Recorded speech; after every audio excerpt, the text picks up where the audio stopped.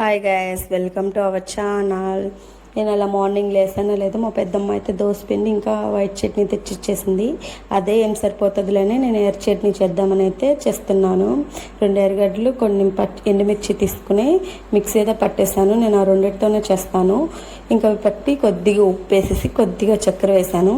Full spicy ఉంటుంది కదా, కొద్దిగా తీపిగా వేస్తే చాలా అంటే చాలా బాగుంటుంది. ఇంకా అది మిక్సీ పట్టేసి ఇంకా టేస్ట్ చూస్తే ఎంత బాగుందంటే అంత బాగుంది. ఫుల్ కారం తగులుతుంది కానీ చాలా అంటే చాలా బాగుంది.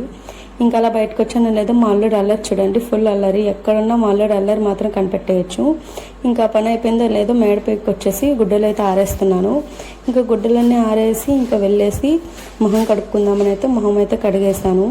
మొహం కడుక్కునేసి ఈ పనులన్నీ ఏంటి అనుకుంటున్నారా, మా అక్కకైతే నైట్ షిఫ్ట్ అయితే పడ్డది జాబు. ఇంకా అంతే, కష్టాలంటే ఇంకా మొదలయ్యాయి. నేనే పని చేసుకోవాలి మొత్తము. ఇంకా అది అర్ర చట్నీ మా అక్కకి ఇచ్చేసి వచ్చేసి ఇంకా దోశ అయితే పోద్దామని అయితే స్టవ్ అయితే వెలిగించాను. ఇంకా దోశ మామూలుగా పోయాం మనం దోశ పోస్తే మామూలుగా రాదు, రౌండ్గా చాలా అంటే చాలా బాగా వస్తుంది దోశ. ఇంకా దోశ పోసుకుంటుంటే మా అల్లుడు వచ్చి నాకు దోశ అంటున్నాడు. వాడికి ఎప్పుడైనా నేను పెట్టుకున్నా తింటానా గైస్, మీరే చెప్పండి. ఏదైనా మా అల్లుడికి పెట్టుకున్నా నేను ఎప్పుడు తినను, వాడు నేను ఇద్దరం తినాల్సిందే.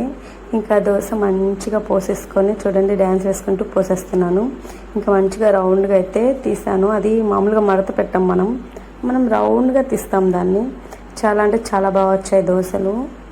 ఇంకా అవి పెట్టేసుకొని ప్లేట్లో పెట్టేసుకొని వెళ్ళి నేను మా అల్లుడు మంచిగా కూర్చునేసి ఒకరికొకరం తినిపించుకుంటున్నాం. ఓకే గైస్, ఈ వీడియో నచ్చితే please like and share and subscribe.